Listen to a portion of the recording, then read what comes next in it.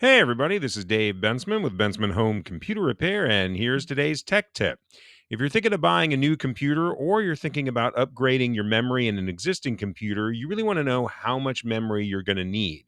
A few years ago, the minimum standard was 8 gigabytes of memory. That was pretty much what you needed to run your basic everyday type stuff.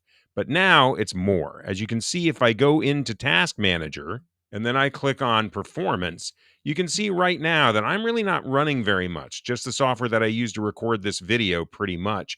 And I'm already at 7.7 gigs of memory usage. So if I only had 8 gigabytes in the system, it really wouldn't run very well. That's why I have 16 gigs in it.